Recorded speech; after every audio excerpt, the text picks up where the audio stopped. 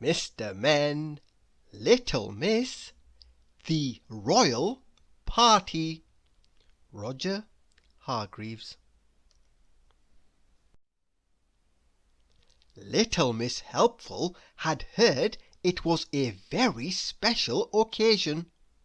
It was a royal occasion. A royal occasion that called for a big party. A very big party. The sort of party that would fill a whole street.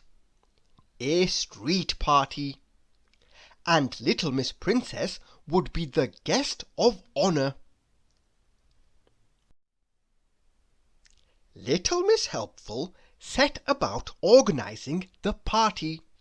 But as you may, or may not, know, Little Miss Helpful is not as helpful as her name would suggest. For, as hard as Little Miss Helpful tries to be helpful, the more unhelpful she becomes. She tried to sort out the bunting, but somehow or other she only made things worse. She tried to make the party food, but somehow or other the jam ended up in the ham sandwiches and the mustard on the cream scones. Ham and jam sandwiches and mustard cream scones? Yuck! Little Miss Helpful was in a panic. Everything was going wrong, and it had to be perfect for Little Miss Princess. "Hello! What's the matter?" said a voice behind her. It was Little Miss Naughty. So Little Miss Helpful explained. "That's easy to solve. Just let me help you," suggested Little Miss Naughty, and she smiled. The sort of smile that you might have seen a crocodile smile. A smile that meant trouble.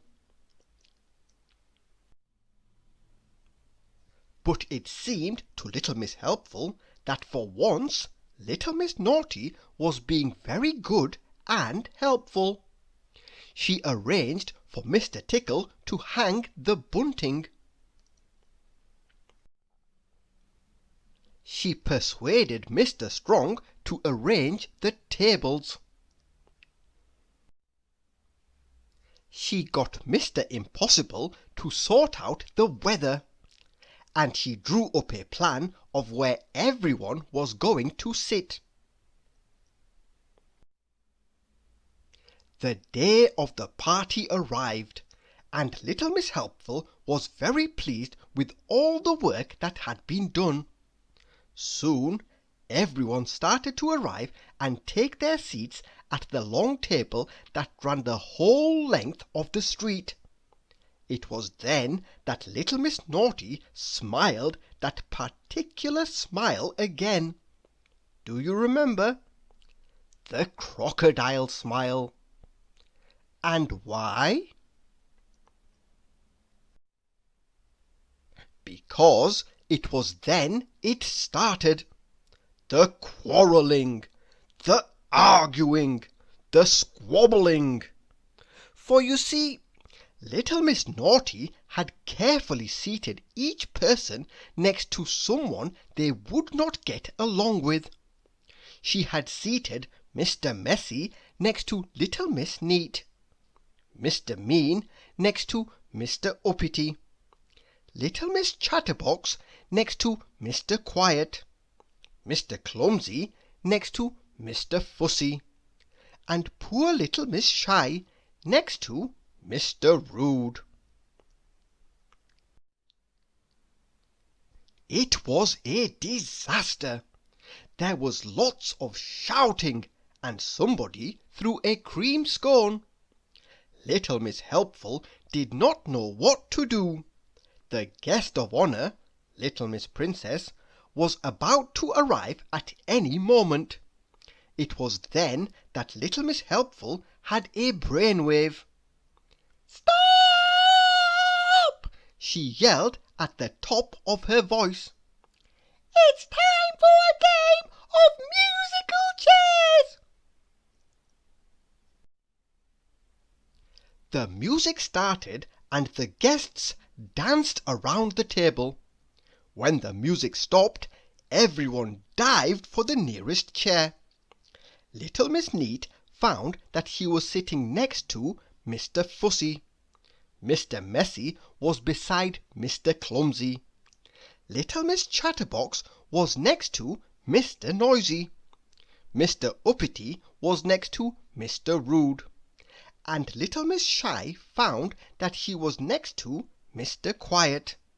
Suddenly, everyone was happy. And just in time, because at that moment Little Miss Princess arrived to a fanfare of trumpets. The party changed in an instant. Everyone was having a wonderful time. The time of their lives.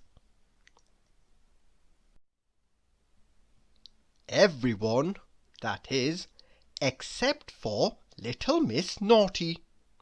Little Miss Helpful had one more job for her. The washing up. Thank you for listening.